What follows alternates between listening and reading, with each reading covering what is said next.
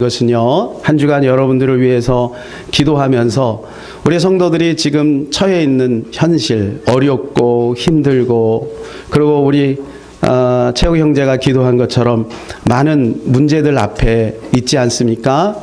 그런 삶의 어려움 속에서 어떻게 우리 성도들이 행복하게 살아갈 수 있을까?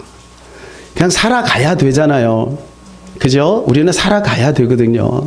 그래서 어떻게 하면 그렇게 우리가 살아갈 수 있을까? 그러다 하나님께서 제 마음에 감동으로 주신 것은 성령으로 살면 된다. 이것입니다.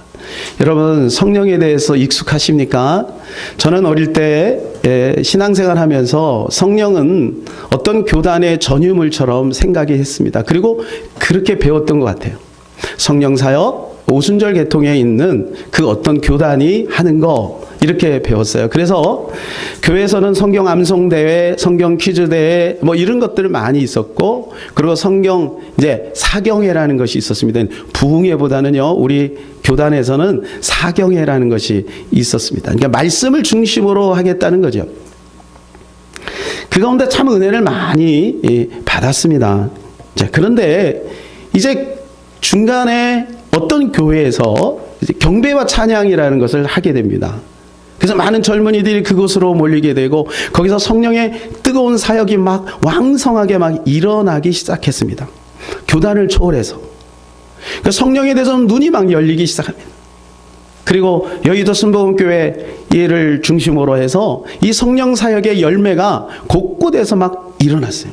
병자가 치유되고요, 또 하나님의 놀라운 증거가 나타나고 기적도 나타났습니다. 그러면서 이제 교단을 떠나서 특별히 우리 합동에도 이 성령의 눈이 열리기 시작하죠. 근데 저는 이제 그렇게만 배우다가 어느 순간에 이제 하나님의 말씀을 쭉 묵상하는 가운데 제가 사도행전을 통해서 제 생각이 바뀌었어요. 성령은 어떤 교단의 전유물이 아니라 성령은 처음부터 하나님께서 우리를 사랑하시고 또 교회를 축복하기 위해서 보내신 하나님의 최고의 선물이라는 것을 알게 된 것입니다. 그래서 여러분, 사도행전을 성령행전이라고 합니다. 그 말은 성령으로 초대교회가 시작이 되었다는 거죠. 그러나 성령으로 시작된 초대교회는 마지막 28장까지 성령의 사역이 줄기차게 끌고 나가는 것을 보게 돼요. 사람은 바뀌고 환경은 바뀌어도 성령은 여전히 일하시고 있는 것들을 보게 되는 것입니다. 여러분, 오늘날 우리에게도 마찬가지입니다. 우리의 형편과 사정이 다 다르고 삶의 양식이 다 다르고 나이도 다르고 모든 게 다르지만 여러분, 성령은 동일하게 우리와 함께 하시고 그 선하고 아름답고 그리고 지혜롭고 충만한 능력의 그 성령께서는 오늘도 우리에게 축복 주시고 형통한 삶을 살기를 원하신다는. 그래서 우리를 통해서 하나님의 나라가 이 땅에 이루어지고 영원한 천국까지 인도하시고, 그리고 그 천국에 올라가서 이 하나님 나라를 이루기 위한 우리의 몸부림을 재료로 삼아서 그 땅에서 상급을 주시고자 하는 것이죠. 여러분, 우리는 이 성령에 대해서 우리 신앙생활을 할 때 눈이 열려야 합니다. 내가 노력하고 내가 수고하고 내가 몸부림쳐서 신앙을 지키고 믿음을 지키고 교회 생활을 하고 봉사하는 것이 아니라 성령께 사로잡힌 바 된다면 되어지는 것이지. 오직 성령이 너에게 임하시면 너희가 권능을 받고 예루살렘과 온 유대와 사마리아 땅끝까지는 내 증인이 되리라 하는 거지. 그래, 결국은 성령의 이 역사로 말미암아 땅끝까지 복음이 증거되게 된 것이죠. 그러니까 주체는 누구냐 하면 우리가 아닌 거예요. 목사가 아닙니다. 주체는 오직 성령이신 거예요. 교회도 그렇습니다. 역사도 그렇습니다. 하나님의 나라를 이루는 부분도 다 성령께서 주도적으로 하시는 것입니다. 우리는 무엇을 해야 되냐? 그걸 보고 그것을 감사하면서 한 발 한 발 어린아이가 엄마 손을 붙들고 안전하게 어떤 목적지를 향해서 가듯이 그냥 뚜벅뚜벅뚜벅 걸어만 가면 되는 거예요. 그러면 성령이 그 모든 것들을 다 하시는 거예요. 여러분, 우리가 성령을 생각할 때 세 가지 핵심 단어를 꼭 기억해야 되는, 그것은 성령 세례, 성령 충만, 그리고 성령 인도인 겁니다. 성령 세례는 성령으로 세례를 받아야 되는 거예요. 여러분, 우리가 세례를 이제 받습니다. 그 세례는 형식입니다. 성령 세례가 필요합니다. 성령 세례를 통해서 구원에 이르게 되는 거예요. 교회를 다닌다고 구원을 받는 게 아닙니다. 찬양을 열심히 한다고 되는 것도 아니고 예배를 드린다고 되는 것이 아니라 인격적으로 예수 그리스도를 나의 주 나의 하나님으로 인정할 수 있는 성령의 세례, 이것이 우리 가운데 임해야 되는 거예요. 두 번째는 우리의 모든 삶에 이 성령을 적용하기 위해서 날마다 성령 충만을 사모해야 돼요. 그리고 성령께서 우리를 선한 길로 인도하시려고 할 때 우리가 싫어, 나 바빠요, 힘들어요 하지 말고 인도를 따라서 가야 하는 거죠. 아무리 좋은 것이라도 여러분, 내가 싫으면 안 되는 거죠. 내가 동의하고 내가 마음을 열고 그분의 인도를 따라서 가야 여러분 행복한 신앙생활이 되는 것입니다. 오늘 본문은 성령의 역할에 대해서 나와 있습니다. 성령은 오셔서 어떤 역할을 우리에게 하시는지에 대해서 말씀해 주고 있는데요. 7절을 우리 같이 8절을 우리 다 같이 읽어볼까요? 그가 와서 죄에 대하여, 의에 대하여, 심판에 대하여 세상을 책망하시. 이 세 가지를 하신다는 거예요. 죄에 대해서, 의에 대해서, 심판에 대해서. 근데 여러분, 성령이 오셔서 하시는 이 죄, 의, 심판은 누가 하신 것인가요? 예수님이 하신 거예요. 즉 성령이 오시면 예수 그리스도를 드러내고 예수 그리스도의 하신 일을 우리에게 알리시고 그리고 예수 그리스도를 우리에게 열매 맺게 하시는 것이라는 거예요. 첫 번째, 죄에 대해서 우리가 한번 살펴봅니다. 여러분, 죄가 없는 사람은 이 세상에 아무도 없습니다. 로마서 3장 23절에 모든 사람이 죄를 범하였음에 하나님의 영광에 이르지 못하더니, 다 죄인입니다. 죄인 아닌 사람은 이 세상에 아무도 없습니다. 여러분, 너무 두려워하지 마세요. 옆에 있는 사람이 시침이 뚝 떼고 앉아있지만 다 죄인입니다. 여러분, 여기서 멋있게 설교하고 있지만 저도 죄인입니다. 이 죄의 울타리에서 벗어날 수 있는 사람은 아무도 없어요. 근데 문제는 이 죄의 문제를 해결을 받을 수 있는가, 그리고 그 길에 내가 있는가, 그리고 그것을 누리는가, 이것이 문제입니다. 여러분, 예수님이 이 땅에 오셔서 우리의 죄를 해결해 주셨어요. 그리고 로마서 15장 3절에 시작. 이는 성경대로 그리스도께서 우리의 죄를 위하여 죽으시고. 뭐를 위해서 죽으셨다고요? 여러분, 예수님이 죽으신 이유는 많이 있습니다. 병도 있습니다. 여러분, 우리의 삶의 행복도 주실 수 있습니다. 여러분, 그러나 무엇보다도 이 죄 문제를 해결하기 위해서 예수 그리스도가 십자가에서 죽으셨다는 거예요. 여러분, 예수님이 우리의 죄를 해결한 것이 얼마나 놀라운 축복인지 모릅니다. 많은 사람이 죄짐에 눌려 있습니다. 알게 모르게 지은 죄가 자기를 눌러요. 그 영혼을 눌러요. 그래서 우울증에 걸리게 되고 나중에는 자살에 이르게 되는 것입니다. 특별히 대한민국에는 수많은 사람이 이 죄의 무게로 인해서 여러분 고통 속에 있어요. OECD 국가 중에 자살률 1위, 청소년 자살률 1위. 요즘에는 황혼, 나이가 연세가 드셔도요 자살하시는 분이 너무 많고요. 1인 가족이 이제 거의 50% 육박하면서 혼자 지내면서 여러분 그 외로워서 자살하시는 분들이 너무 많아요. 진리를 알고 생명을 알면 사는데 너무나도 안타까운 일입니다. 여러분, 그 죄 문제를 해결하지 못하니까 자기에게 함몰되고 환경에 함몰되어서 죽어가고 있는 거예요. 그런데 예수 그리스도가 오셔서 이 죄를 해결해 주신 거예요. 그래서 우리는 예수님을 믿기만 하면 구원을 받게 되는 것입니다. 두 번째는 의. 이 의라는 것은 디카이수네입니다. 관계지요, 관계. 그래서 하나님과 우리 사이의 관계를 회복시켜 주시는 거예요. 여러분, 성령이 오시면요 관계가 회복됩니다. 부부의 관계가 회복이 되고요, 부자의 관계가 회복이 되고요, 이웃과의 관계가 회복이 되고, 성도의 관계가 회복이 되고, 직장 동료의 관계가 회복이 되는 것입니다. 뿐만 아니라 가장 중요한 것은 뭐냐 하면 창조주 하나님, 그분에게 우리가 이룰 수 없는 그 길을 예수 그리스도가 십자가의 죽으심으로 이 관계가 회복이 됐어요. 그래서 예수님을 통해서 하나님에게 나아갈 수 있는 길이 열리게 된 것입니다. 여러분, 우리가 어떻게 하나님을 만날 수 있어요? 여러분이 문재인 대통령을 만날 수도 있겠지만 쉽지 않죠. 길이 있는 거예요. 만나는 채널이 있는 거죠. 그 채널이 바로 예수 그리스도인 것입니다. 그래서 예수 그리스도를 우리가 믿으면 전능하신 창조주 되신 하나님을 우리는 언제든지 즉시로 만나고 누리고 함께 호흡할 수가 있는 것입니다. 그 요한복음 14장 6절에 내가 곧 길이요 진리요 생명이니 나로 말미암지 않고는 아버지께로 올 자가 없느니라. 내가 곧 길이라는 거예요.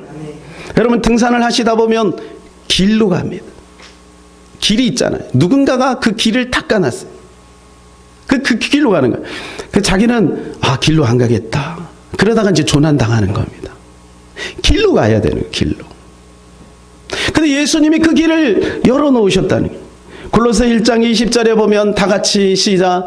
그의 십자가의 피로 화평을 이루사 만물고 땅에 있는 것들이나 하늘에 있는 것들이 그로 말미암아 자기와 화목하게 되기를 기뻐하십니다. 십자가를 통해서요 화목을 이루신 거예요. 이 십자가 여러분 보시면 이렇게 돼 있지 않습니까? 상하관계, 하나님과 우리 죄인과의 관계가 화목이 된 거예요. 그리고 이웃과의 관계가 화목이 된 거예요. 그래서 여러분, 우리가 신앙생활 하면요 막혔던 것들이 막 뚫리기 시작하게 되는 것입니다. 창세기 3장 이후에 우리는 다 죄 가운데 억압 속에 있었습니다. 화평이 없습니다. 그래서 나라와 나라 사이에 전쟁이 있었고요. 가족들이 여러분 깨지기 시작하고요. 창세기 3장의 흔적 때문에 그 부모님으로부터 내려온 영적인 문제, 마음의 상처, 이런 것들이 쓴뿌리가 되어서 깊게 자리 잡고 있어요. 그래서 신앙생활에도요 막 성령 충만하고 기도 많이 할 때는요 이게 아무런 문제가 안 해요. 그냥 은혜의 강가가 딱 덮이는 거예요. 그러나 여러분, 우리가 그것이 조금 약해질 때,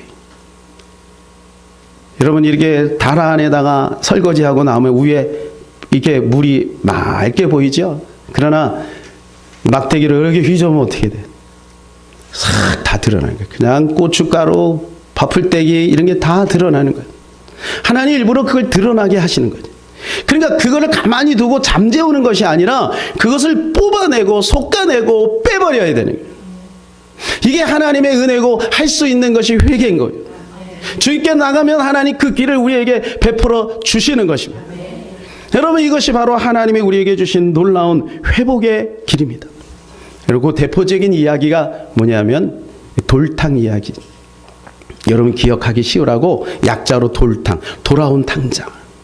누가복음 16장에 보게 되면 허랑방탕했던 아들이 아버지가 주신 재산을 다 탕진해버려요. 거지가 됩니다. 그리고 아버지에게로 돌아와요. 그가 한 일은 아버지에게로 돌아온 것밖에 없어요. 그런데 그 아버지는 그를 맞아주고 송아지를 닫고 가락지를 끼우고 새 신발을 신기고 새 옷을 입히고 다시 그에게 은혜를 베풀어 주신, 여러분 이것이 하나님의 은혜인 것입니다. 하나님께서요 우리같이 정말로 어떻게 보면요, 저도 보면 이 돌탕 같은 그런 죄인인데 주님께로 돌아가니 하나님이 안아주시고 품어주시고 용서하시고 사랑해 주시는 거예요. 여러분 이것이 바로 하나님의 은혜인 것입니다. 세 번째로 심판입니다. 이 심판에 대해서는 11절이 이렇게 말씀해 주고 있는데, 심판에 대하여라 하면 이 세상 임금이 심판을 받았습니다. 과거형으로 되어 있어요. 받았습니다. 이 세상 임금이 뭐냐면 마귀 사단을 뜻합니다. 마귀 사단이 이미 심판을 받았습니다. 여러분 믿으시기를 바랍니다. 내가 잠깐 마귀에게 속을 수는 있으나 이미 그는 심판을 받았습니다. 예수님이 승리하셨습니다. 여러분 예수님이 십자가에 죽으실 때 진 것처럼, 그럼 마귀는요 음흉하게 미소를 짓잖아요. 내가 이겼다. 근데 여러분 부활하심으로, 예수님 부활하심으로 사단 마귀 귀신의 머리가 깨져버렸어요. 그래서 여러분이 기억하셔야 되는 건, 여러분 마귀를 두려워하지 마세요. 사탄을 두려워하지 마세요. 예수님이 승리하셨습니다. 다 이루셨습니다. 여러분 우리가 이것을 믿음으로 선포하고 마귀의 그 어떤 유혹과 핍박이 어려움이 있어도 여기에 굴하지 말고 믿음을 가지고 나가면 반드시 일어납니다. 승리합니다. 우리는 7번 넘어도 8번째 일어납니다. 오뚜기의 믿음입니다. 7전 8기의 믿음입니다. 사전 오기 여러분 홍수 안에 믿음입니다. 하나님이 하시기 때문에 우리는 넘어진 것 같아도 꺼져가는 등불을 끄지 아니하시고 상할 때를 꺾지 않으시는 전능하신 사랑의 하나님의 손길이 우리 가운데 있음을 여러분 기억하시기를 바랍니다. 좌절하지 마세요. 낙심하지 마세요. 여러분, 하나님은 다 알고 계십니다. 나도 나를 어쩔 수 없는 내 안에 숨겨져 있는 그 남이 알지 못하는 그 어떤 것들, 여러분 주님이 이미 다 해결하신 것을 여러분 믿으시기를 바라요. 자유하세요. 자유하세요. 기뻐하세요. 하나님 우리를 다 회복시켜 주실 것입니다. 다 회복시켜 주실 거예요. 여러분, 이 세 가지가 뭐냐 하면 진리라고 합니다. 그래서 오늘 13절에 보니까 그러나 진리의 성령이 오시면 그가 너희를 모든 진리 가운데로 인도하시리니. 이게 진리예요. 예수 그리스도 행하신 그 모든 것들이 바로 진리입니다. 그러니까 성령이 오셔서 우리한테 하시는 것은 뭐냐면 진리를 조명하시는 거예요. 여러분, 이 성령이 오시면 은사도 나타나요. 신비한 체험도 있어요. 기적도 있어요. 여러분, 그러나 그거는요 아주 일부분입니다. 중요한 것은 뭐냐 하면 진리를 우리에게 밝혀주시는 거예요. 그래서 우리의 영혼이 안식을 누리게 되고, 그리고 나타나는 것이 육신의 질병도 치유되고 가정의 문제도 해결되는 것이죠. 그러나 그건 본질이 아니에요. 본질은 뭐냐? 진리 가운데로 인도하시고 예수 그리스도를 조명해 주시고 예수님의 하신 일을 온전히 믿게 하시는 것이 성령의 사역이거든요. 그가 와서 죄에 대해서, 의에 대해서, 심판에 대해서 여러분 우리에게 알려주시는 거예요. 야야야야, 예수님이 다 하셨다. 걱정하지 마라. 이미 다 길은 열려 있다. 주님만 바라봐라. 성령님이 그걸 끊임없이 우리 마음속에서 자꾸 알려주시는 거예요. 문제는 우리가 이 성령에 대해서 익숙하지 않아요. 그래서 성령에 대해서 세 가지 반응이 있어요. 첫 번째는 성령이 어디 있어? 말도 안 돼. 있으면 보여줘. 성령이 눈에 안 보이거든요. 하유 목사님이 늘 성령 얘기하는데 한 번만 좀 보여주면 내가 성령을 온전히 따를 것 같은데, 문제는 안 보인단 말이에요. 여러분, 성령은 영이기 때문에 안 보여요. 성령은 영이잖아요. 안 보여요. 그러나 여러분 존재하잖아요. 마치 공기가 눈에 보이지 않는데 우리는 의심 없이 공기를 받아들이는 것처럼 성령은 영이신 거예요. 두 번째는 성령은 교회와 신앙생활에만 필요한 것이 내 삶은 내가 살아야 해요. 교회에서는 성령을 의지합니다. 사역은 성령을 의지합니다. 여러분, 우리 교회 일 모든 부분에 성령을 의지합니다. 저로 말하면 예배 인도하고 설교할 때는 성령을 의지하는데 제가 혼자 살 때는 그냥 내 힘대로 산다고 생각해 보세요. 그건 정말 하나님이 너무 마음이 아픈 거죠. 여러분, 성령은 우리의 모든 삶의 영역 속에 다 관여하시고 그것을 해결해 주시고 그리고 그것을 아름답게 바꿔주시는 분이세요. 세 번째는 뭐예요? 아침부터 저녁까지 성령님과 하나가 되어 살아가는 겁니다. 자, 우리 모든 성도들이 이러한 축복이 있기를 바랍니다. 하루 종일 성령님과 동행하는 거예요. 보이지 않기 때문에 더 가능하지. 그럼 성령이 왜 오셨는가를 우리 한번 좀 볼 필요가 있는데요. 7절에 보면 성령이 오신 이유에 대해서 말해줍니다. 7절 우리 다 같이 읽을까요? 그러나 내가 너에게 실상을 말하노니 내가 떠나는 것이 너에게 유익이라. 내가 떠나가지 아니하면 보혜사가 너에게로 오시지 아니할 것이요 가면 내가 그를 너에게로 보내리니. 예수님이 말씀하신 겁니다. 내가 떠나가는 것이 너에게 유익. 이 말은 내가 떠나가야 성령이 오신다는 거예요. 여러분, 예수님이 2000년 전에 오셔서 12제자를 그리고 그 갈릴리와 그리고 예루살렘 이 유대 그 땅을 이렇게 예수님이 관할하시면서 제사 양육을 하셨습니다. 그리고 예수님은 고기에만 계셔요. 왜요? 육신이 있기 때문에. 여러분, 우리 부모님이요, 우리를 도와주는 것도 한계가 있습니다. 돌아가시면 못 도와주세요. 그래서 너희에게 진짜 유익한 것은 뭐냐면 영이 와야 된다는 영. 성령이 와야 된다. 그들은 성령은 어때요? 보편적이고 초월적이고 제한이 없습니다. 성령이 영이기 때문에 여러분 김 집사에게도 역사하셨다면 여러분 저 박 집사에게도 역사하실 수 있는 거예요. 대한민국이 역사하신다면 여러분 저 미국에서도 역사하실 수 있는 거예요. 성령은 장소로 때와 장소를 가리지 않죠. 영이시기 때문에 여러분 이것이 얼마나 우리에게 큰 유익이 되는 것입니까? 예. 그래서 여러분 우리가 부모님의 손을 붙들고 다니듯이 성령님과 함께 동행할 수가 있는 것이죠. 성령은 누군가? 7절 우리 다시 한번 읽을까요? 시작. 그러나 내가 너에게 실상을 말하노니 내가 떠나는 것이 너에게 유익이라. 내가 떠나가지 아니하면 보혜사가 너에게로 오시지 아니할 것이요 가면 내가 그를 너희에게로 보내리니. 여기 보혜사라고 돼요. 성령이 보혜사입니다. 여기 한문인데요. 보호하시고 은혜 주시고 가르쳐 주신다. 여러분 성령님은 지금도요 우리에게 우리를 보호하십니다. 여러분의 가정을 보호해 주십니다. 여러분의 직장의 삶을 보호해 주십니다. 여러분 이게 사건 사고가 얼마나 많습니까? 하나님 우리를 보호해 주시는 거야. 어떤 장로님 집회를 막 인도하러 차 타고 가는데 갑자기 앞에서 추록이 딱 받았어요. 근데 순간 하나님 앞에 기도를 했어요. 주여 기도하는데요 영안의 눈이 확 열려서 여러분 그 차를 번쩍 들어서 옮기시더라는 거예요. 이건 누가 봐도 그 차는 완전히 폐차를 하고 자기의 목숨이 어떻게 될지 모르는데 하나님이 영안의 눈을 열어줍니다. 여러분 우리를 보호해 은혜 주세요. 이 시간에도 여러분의 마음에 잔잔한 시냇가로 인도하시고 아멘. 은혜의 강가로 인도하시고 아멘. 마음이 외롭고 쓸쓸하시면 성령의 불로 따뜻하게 아멘. 비춰주시는 줄로 믿습니다. 아멘. 그리고 또 가르쳐 주십니다. 아멘. 가르쳐 주세요. 여러분 이게 얼마나 놀라운 축복입니다. 그래서 성령은요 원어가 파라클레토스인데 파라클레토스는 옆에서 도와준다. 성령님은 항상 우리가 이 의식을 하거나 의식을 하지 않거나 상관없이 늘 우리를 도와주시고 옆에서 도와주시는 분이에요. 근데 그것을 누리고 있는 사람이 있고 그것을 누리지 못하고 그냥 성령님 외롭게 방치하는 사람이 있다는 거예요. 그래서 성령은 이런 뜻이 있어요. 대언자, 변호사, 중재자, 협조자. 협조하시고 도와주시고 대언해 주시고 중재해 주시고. 여러분 우리가 힘들고 어려울 때 관계가 깨질 때 성령님이 중간에서 이렇게 중재하세요. 마음을 녹아내리게 하고 서로 그렇게 해서 중재하세요. 성령님이 하시는 겁니다. 자고 일어나면 문제가 해결되어 있고 얼마나 놀랍습니까? 여러분 예수님이 14장에 보면 성령님에 대해서 말씀하시면서요 이상한 말씀을 하셨는데 조금 납득하기 힘들었을 거예요. 제자들이. 나중에 그들이 사도행전에서 깨달았지만 처음에는 이 말을 들을 때 굉장히 혼란이 왔을 겁니다.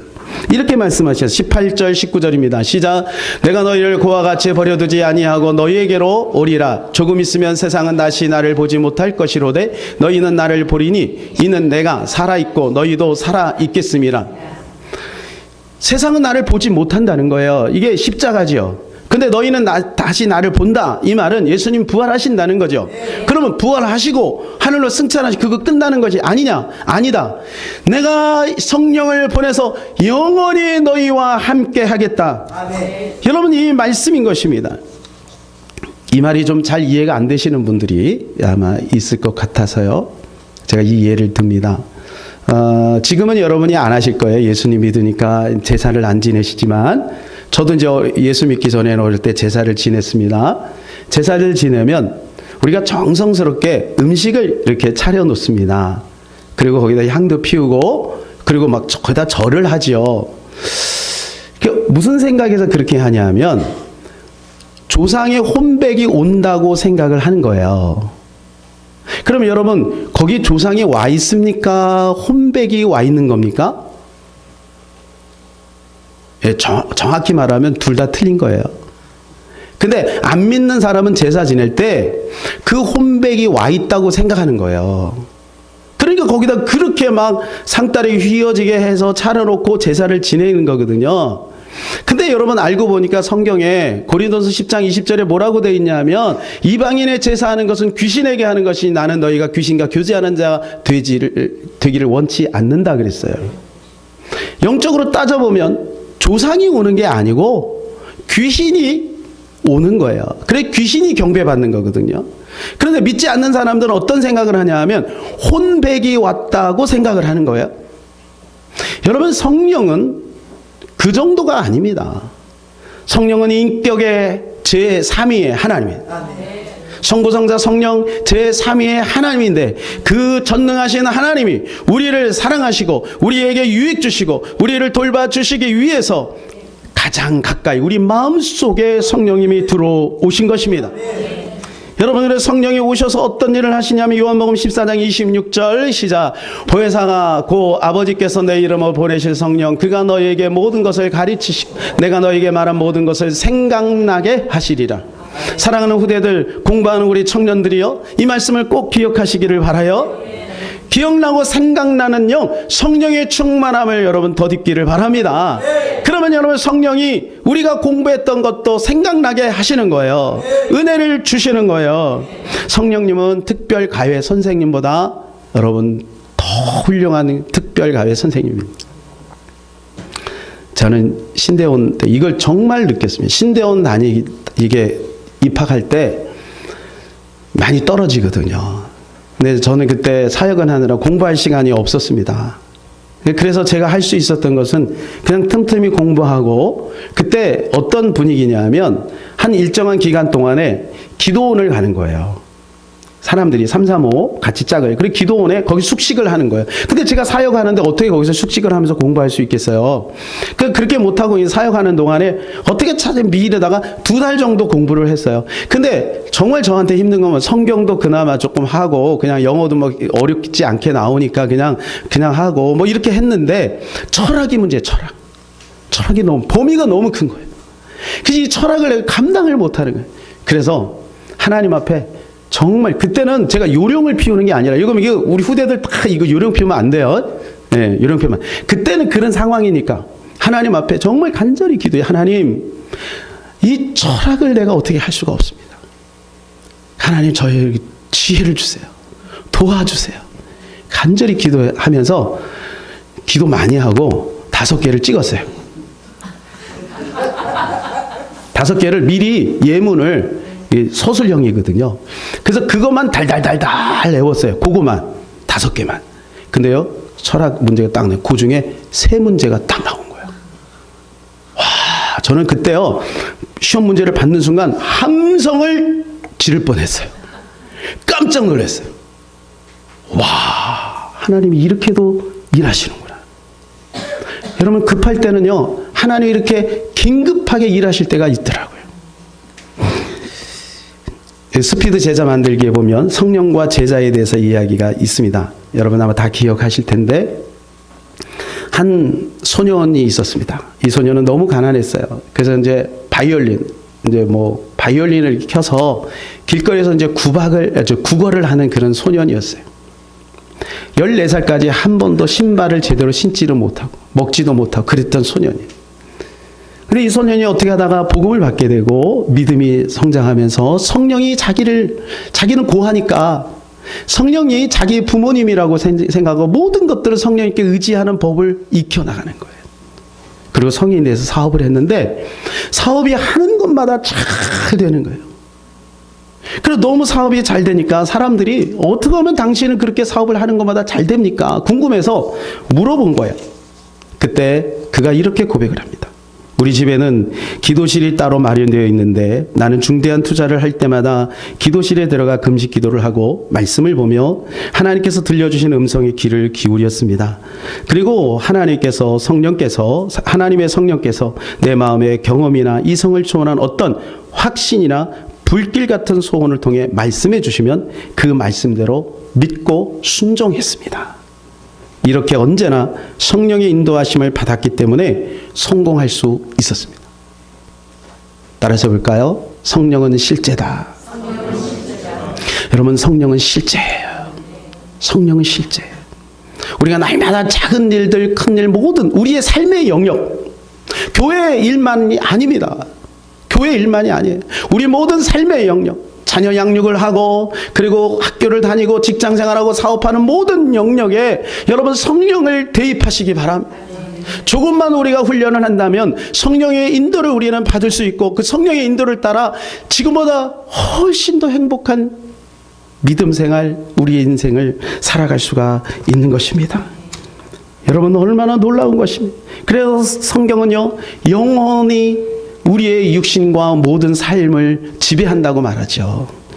요한 3서 2절 다 같이 시작. 사랑하는 자여, 내 영혼이 잘된 같이 내가 범사에 잘되고 강건하기를 내가 간구하노라. 영혼이 잘 됐는데 범사가 잘 되고 강건해지는 거예요. 여러분, 이게 놀라운 거지 아닙니까? 저는 지금 여러분에게 예수 믿으면, 성령 인도 받으면 복 받습니다, 이거 말하는 거 아닙니다. 정말로 우리가 중요한 하나님이 보내신 선물 중에 선물, 성령과 함께 우리가 살아가자는 거예요. 잠언 22장 4절에 보면요, 영적인 것이 우리의 육신의 모든 것들을 다 푼다고 말해줘요. 다 같이 겸손과 여호와를 경외함의 보상은 재물과 영광과 생명이라. 하나님을 경외했는데 재물이 와요. 하나님을 경외했는데 성공이 와요. 이게 어떻게 가능하지요? 시편 128편 1절 2절 시작. 여호와를 경외하며 그 길을 걷는 자마다 복이 있도다. 내가 내 손에 수고한 대로 먹을 것이라. 내가 복되고 형통하리라. 여러분, 이런 말씀이 성경에 너무너무 많아요. 하나님은요, 우리의 모든 삶의 신앙적인 부분만, 야, 너 이게 믿고 천국 오는 거 그거만 내가 인도할 거야, 성경은 그렇게 말해주고 있지 않아요. 여러분, 하나님은 여러분의 물질의 필요함을 압니다. 건강의 필요함을 압니다. 여러분의 행복하기를 원하십니다. 마음의 고통, 이러한 것을 자유하기를 성령을 원하시는 거예요. 성령님이 그것을 해주시겠다는 거예요. 우리가 조금만 그분을 바라보고 그분을 의지하고 따라가기만 한다면 성령님은 늘 그 길로 우리를 인도해 주시는 것입니다. 약간의 노력, 약간의 연습만 있으면 됩니다. 성령의 세례는 우리가 예수 그리스도를 인정할 때 우리 가운데 다 옵니다. 고린도서 12장 3절입니다. 시작. 그러므로 내가 너에게 알리노니 하나님의 영으로 말하는 자는 누구든지 예수를 저주할 자라 하지 아니하고 또 성령으로 아니하고는 누구든지 예수를 주시나 할 수 없느니. 여러분, 우리가 예수를 저주할 자 이렇게 말하지 않는 건 성령이 우리 가운데 이미 와 있다는 증거입니다. 여기 아무도 그런 분이 없죠. 그러면 여기 오지도 않겠죠. 여러분 가운데 다 성령이 계신 줄로 믿습니다. 네. 여러분, 더군다나 우리는 예수는 주라고 고백하잖아요. 네. 이건 성령이 우리 마음에서 작용하고 있다는 증거인 것입니다. 네. 예수가 우리의 주라고 고백할 수 있는 건 성령의 사역 중에 최고의 사역이죠. 근데 문제는 성령 충만인 거예요. 그래서 성령 충만이 안 되니까 삶 속에 성령을 누릴 수가 없는 거예요. 성령 충만은 어떻게 해야 되냐면 날마다 구해야 되는 거예요. 성령 세례는 단회적으로 오는 것이지만 성령 충만은 날마다 반복적으로 구해야 되는 거예요. 아침마다 구하고 저녁마다 구하고 어려움이 있을 때마다 구하고 기도할 때마다 가장 먼저 기도해야 될 것은 우리 필요보다 성령을 구해야 되는 거예요. 그런 성령이 말할 수 없는 탄식으로 우리를 위하여 친히 기도와 간구로 우리와 함께 해주시고 우리의 길을 인도해 주시는 것입니다. 그래서 에베소서 5장 18절 시작. 술 취하지 말라. 이는 방탕한 것이니 오직 성령으로 충만함을 받으라. 여기 혹시 술 드시는 분은 있는데 너무 또 자책하지 마세요. 예, 때가 되면 하나님께서 우리에게 은혜를 주십니다. 그래서 여기서 강조하는 것은 뭐냐면 술은 우리의 삶이라고 하면 그 삶의 영역 속에 우리가 술만 의지하지 말고 성령을 의지하라는 거예요. 여러분, 왜 술과 비교했을까요? 저는 우리 아버지가 술을 참 좋아하셔서 알아요. 우리 아버지는요, 참 점잖은 분이에요. 근데 술만 드시면요, 어떨 때는 호랑이, 어떨 때는 그렇게 유쾌하게 홍도야 울지 말라 그렇게 노래를 잘하시는데 참 신기하더라고요. 아니, 평상시에는요, 얌전하시던 분이 술만 드시면 사람이 완전히 바뀌어요. 여러분, 성령 충만하면요, 우리의 성격도 바뀌고요, 우리의 마음도 감성도 바뀌고요, 우리의 의지도 바뀌어요. 이게 놀라운 비밀인 것입니다. 여러분, 성령 충만하시기를 바라요. 성령을 사모하시기를 바라요. 네, 우리가 날마다 성령을 이렇게 성령과 함께하고 성령과 친숙해지는 그러한 연습 기술이 필요한 것은요, 이 이야기를 통해서 우리에게 알려주는데요. 어떤 젊은이가, 오래된 이야기입니다. 전보를 치는 회사에 이제 입사를 원해서 인터뷰를 요청했습니다. 그래서 이제 가서 이제 하는 거예요. 여러분, 이 전보, 지금은 뭐 카톡이 있고 뭐 SNS가 너무 발달돼 있잖아요. 근데 옛날에는 다 이 수기로 편지를 쓰지 않아서 미쓰김 뭐 이렇게 해갖고 다 하고 그게 몇 날 며칠이 걸렸어요. 그래서 3일, 4일, 어떨 때는 뭐 일주일도 걸리고, 너무 답답하죠. 그럴 때는 어떻게 하냐면 우체국 갖고 전보를 쳐요. 그리고 그게 하루 만에 이렇게 그 상대방에게 딱 도달을 하죠. 이게 지금 머리를 끄떡끄떡 하시는 분들은 50세대입니다. 50세대. 그래서 전보 회사에 이제 들어가는데 자기 딱 가보니까 이 회사가 굉장히 규모가 크고 막 소란하고 잡음이 굉장히 많아요. 그리고 앞에 대기하는 사람이 7명이 쭉 앉아있는, 자기도 맨 끝에 앉아서 순번을 기다리고 있다가 갑자기 이 청년이 벌떡 일어나서 그 사무실 문을 열고 탁 들어가는 거예요. 그때 이 7명이 갑자기 난색을 합니다. 아니, 저기 뭐야? 우리 미리 와서 기다리고 있는데? 아니나 다를까 갑자기 사무실 문이 탁 열리더니 그 사장이 이렇게 얘기합니다. 여러분, 이 자리에 와주셔서 감사합니다. 하지만 여러분이 지원하신 자리는 방금 충원되었습니다. 너무 황당하죠? 그리고 이 사람 중에 한 사람이요. 잠깐만요. 이해가 안 됩니다. 그는 맨 마지막에 왔는데 어떻게 우리하고 인터뷰도 하지 않고 저 사람을 채용할 수 있단 말입니까? 미안합니다. 그러나 여러분이 이 자리에 앉아있는 몇 분 동안 이런 정보가 모스보로 통신되고 있었습니다. 만약 당신이 이 메시지를 이해한다면 곧바로 사무실로 들어오세요. 그러면 당신이 채용될 것입니다. 정보회사에 들어가면 이 모스부가 이렇게 계속 누군가가 그거를 신호를 계속 보내고 있었다는 거예요. 전문가는 그걸 알아들을 수 있는 거죠. 그러니까 사장은 진짜 탁월한 사람을 뽑기를 원한 거예요. 근데 거기에 잡음이 굉장히 많아요. 그러니까 다른 7명은 그 잡음 때문에 그것을 못 듣고 있는데 이 청년은 이게 익숙하고 숙달돼 있어서 그냥 그게 선명하게 쫙쫙쫙쫙 들어온 거예요. 여러분, 우리가 성령 인도를 받고 성령에 민감한 것도 마찬가지. 어떤 사람은요, 성령이 말씀하시는데 아무런 무감각해요. 성령이 뭐라고 하는지도 전혀 성령을 의지하지도 않아요. 근데 어떤 사람은요, 아침에 일어나서 저녁까지 늘 성령님이 말씀하시는데 귀를 기울여요. 물론 100% 순종하진 않지만 성령님이 야, 너 출근하기 전에 나하고 좀 이야기를 좀 하면 어떻겠니? 너 아무리 피곤해도 침대에서 나를 좀 찾으면 어떻겠니? 너 큐티하던 거 요즘에 왜 멈췄어? 내가 너에게 은혜를 주기를 원하는데 다시 큐티를 하면 어떻겠니? 성령이 말씀하세요. 야, 이 말은 하지 마. 남편에게 이 말하면 안 된다. 성령이 말씀하세요. 여러분, 그런데 이 성령이 민감하지 않으니까 그냥 내 자아가 내가 하던 대로 그냥 나도 모르는 사이에 툭툭 내뱉는 그 말이 여러분 결국은 우리한테 돌아오게 되고 어렵게 만드는 거죠. 여러분, 성령 인도 받는 것 매우 귀한 일이고 조금만 연습하면 가능한 일입니다. 그러나 여러분, 우리가 성령께 자꾸 물어보셔야 돼요. 보세요. 학교 가서요, 똑같은 선생님에게 교육을 받아도요, 어떤 사람은 선생님에게 전혀 물어보지 않는 사람이 있습니다. 근데 어떤 친구는요, 선생님에게 물어봐요. 선생님, 수업 끝나고 나서 막 선생님 이게 뭐예요? 물어봐요. 그럼요, 그 친구는요, 선생님이 뭔가 특별한 것을 얘기합니다. 얘기하다가 자기도 모르게 얘기하게 되어 있어요. 그리고 선생님의 성향을 알아요. 선생님 뭐가 중요하게 여기는지를 알아요. 그럼 여러분, 수업 시간에 들려요, 그게. 다른 사람이 못 듣는 게 들린다고요. 여러분, 마찬가지로 우리가 성령님과 친해지기 위해서는요, 성령이 자꾸 물어보셔야 돼요. 성령님, 요거 홈쇼핑 요거 살까요 말까요? 여러분, 물어보시는 분 있어요? 대부분 안 물어봐요. 안 물어보고 그냥 와, 저 우리 아들이 있으면 좋겠다. 그냥 덜컥 전화해서 그거 두 개 막. 이런 일들이 우리 가운데 너무 많죠. 여러분, 사실 웃으라고 하는 얘기지만 우리의 삶에 정말 중요한 부분들도 우리가 성령의 인도를 받을 수가 있습니다. 저는 요즘에 성령님께 자꾸 물어봐요. 성령님이요, 말씀하세요. 참 신기합니다.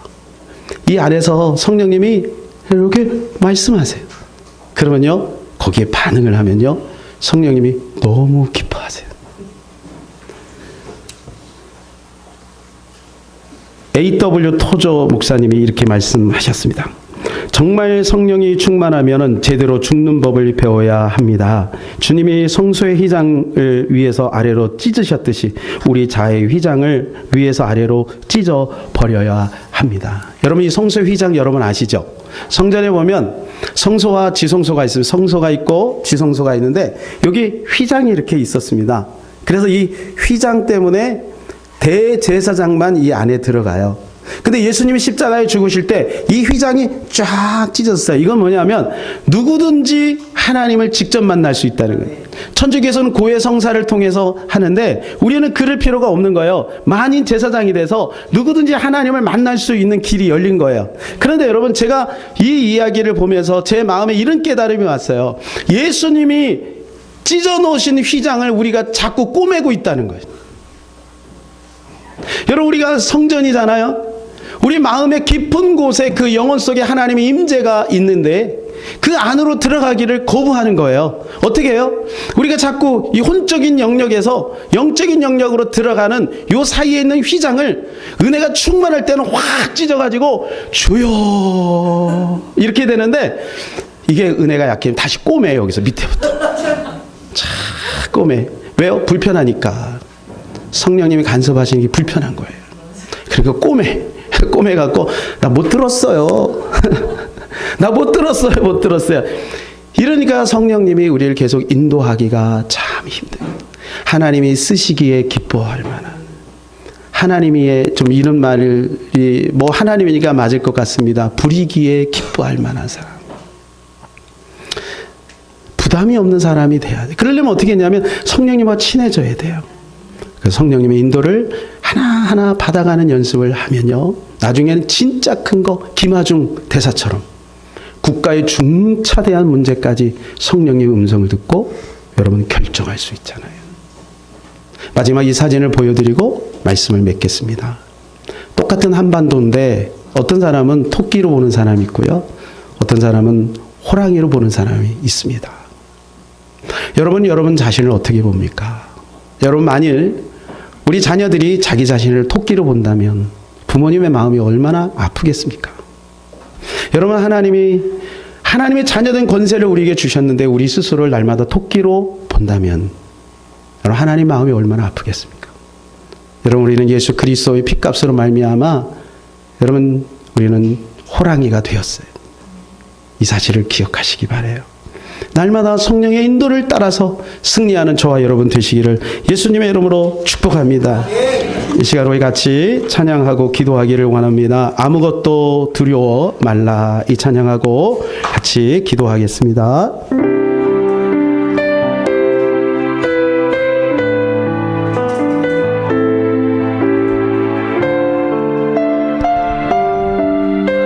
가사의 뜻을 생각하며 찬양합시다.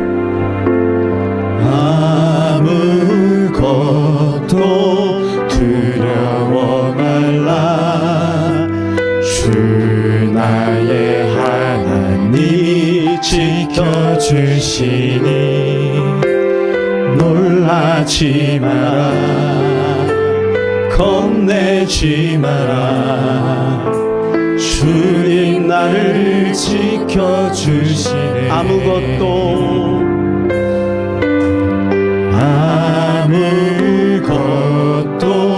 두려워 말라, 주 나의 하나님이 지켜주시니 놀라지 마라, 겁내지 마라, 주님 나를 지켜주시네. 내 맘이 힘에 겨워 지칠지라도 주님 나를 지켜주시네. 세상의 험한 풍파 몰아칠 때도 주님 나를 지켜주시네.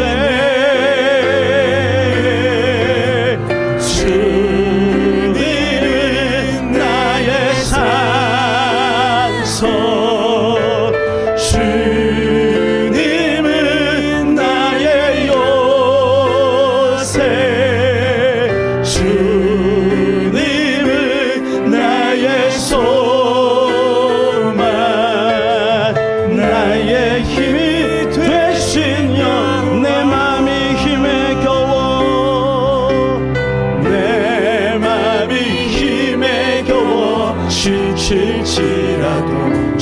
우리를 지켜주십니다. 주님 나를 지켜주시네. 아멘. 세상의 험한 풍파 몰아칠 때도 주님 나를 지켜주시네.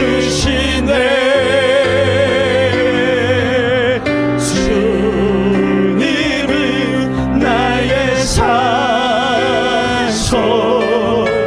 주님은 나의 요새, 주님은 나의 소망, 나의 힘이 되신 여호와. 아멘. 그렇습니다. 여러분, 주님 우리의 요새가 되십니다. 주님 우리의 산성이 되십니다. 여러분의 모든 고통과 아픔을 주님은 알고 계십니다. 여러분 포기하지 마시고 주님을 바라보시고 성령의 인도를 받으시기를 바랍니다. 하나님이 곧 우리를 일으켜 주실 줄로 믿습니다. 오늘 말씀을 기억하면서 우리 간절히 하나님 앞에 기도하겠습니다. 하나님 아버지 감사합니다. 주님 우리를 지키시고 우리와 함께 하심을 믿습니다. 성령님은 여전히 우리와 동행하시며 성령님은 우리를 지키십니다. 성령님 우리를 보호하십니다. 성령님 우리를 가르치십니다. 성령님 우리에게 은혜를 주십니다. 하나님 우리 사랑하는 성도들 혼자 있지 않음을 알게 하소서. 날마다 성령 인도받게 하소서. 안 되어지는 그 어떤 것 때문에 낙심하고 좌절하지 말게 하시고 성령님 바라보고 하나님 다시금 일어나는 우리 귀한 성도들 될 수 있도록 도와주옵소서. 하나님 나의 아버지 우리 성도들을 지켜주시옵소서. 우리 성도들에게 은혜를 주시옵소서. 성령의 충만함으로 함께하여 주옵소서. 오직 주님만 바라보게 도와주옵소서. 주님의 역사하여 주시옵시고 하나님 성령의 인도받는 좋은 하나님의 기술을 가질 수 있도록 하나님 도와주옵소서. 주님 그렇게 일하실 줄로 믿습니다. 우리 주 예수 그리스도 이름으로 기도하옵나이다.